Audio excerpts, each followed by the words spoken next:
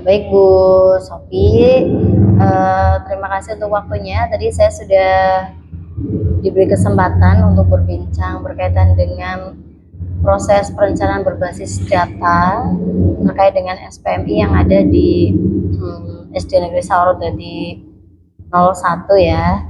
Jadi saya sudah ngobrol sama Bu Kepala Sekolah dan juga Bu Rosi dan Bu Melan berkaitan dengan kegiatan SPMI kita yang kemarin. Berarti kan kemarin sudah ada program, terus kita evaluasi bersama. Tadi ada beberapa yang sempat kami garis bawahi dari kegiatan wawancara kita untuk mulai dari pelaksanaan perencanaan, keterlibatan. Jadi dari hasil wawancara semuanya sudah terlibat ya, RKT-nya sudah ada. Hanya dalam RKT nanti perlu adanya penambahan bukti keterlibatan. Kan tadi disampaikannya sudah ada keterlibatan dari semuanya. Tapi itu di dalam RKT-nya belum muncul nih mana yang dilibatkan. Jadi bisa ditambahkan ada notulen, berita acara. Dan terakhir, karena itu memang menjadi dokumen resmi yang nantinya akan dilaksanakan di depan, diberi dengan lembar pengesahan. Itu untuk RKT-nya. Kemudian untuk KSP-nya, dari RKT tadi ke RKS ya Mbak ya. Dari RKAS saya lihat sudah bagus, semua tadi yang prioritas itu yang masuk iya butuh biaya sudah ada semuanya di RKAS-nya. Hanya untuk pelaksanaannya ya Mbak ya, ada beberapa yang belum dilaksanakan, dan ini di RKT-nya juga perlu ditambahkan lini masa. Jadi lini masa pelaksanaan kegiatan. Jadi saya sudah menyampaikan juga ke guru bisa mulai dari kegiatannya apa saja, terus di sini waktu pelaksanaan. Jadi ada. Nah, nanti terakhir di kegiatan refleksi itu di proses PBD kita kan IRBB.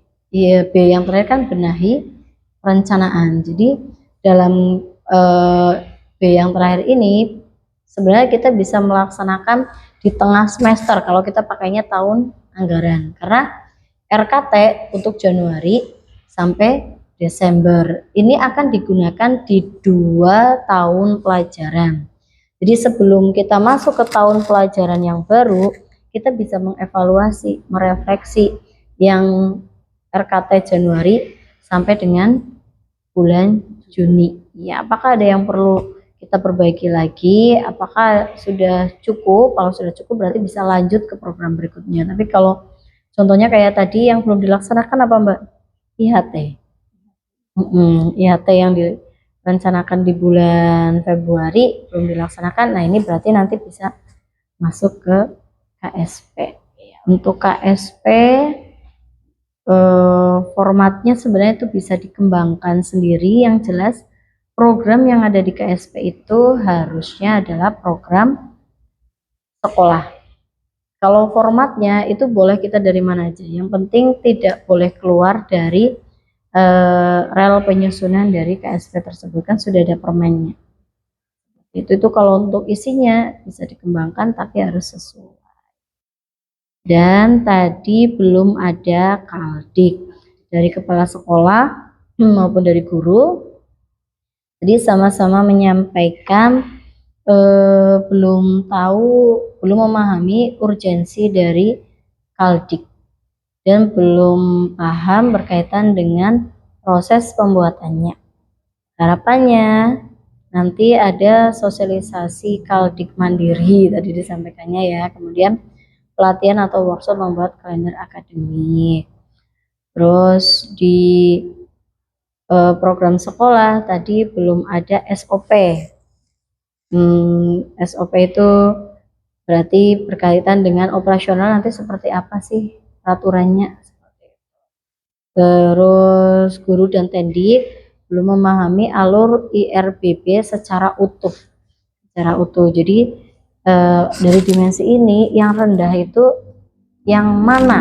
Nah tadi kan jadi dalam satu dimensi nanti di situ ada indikator, ada subindikator, mana yang rendah di situ. Itu tadi disampaikan belum paham secara utuh, tapi sudah cukup baik karena melibatkan semuanya dalam refleksi tadi ya Mbak ya, bukan hanya berbasis rapor pendidikan, tapi juga tadi disampaikannya guru, pendik, komite menyampaikan pendapatnya dalam perencanaan program.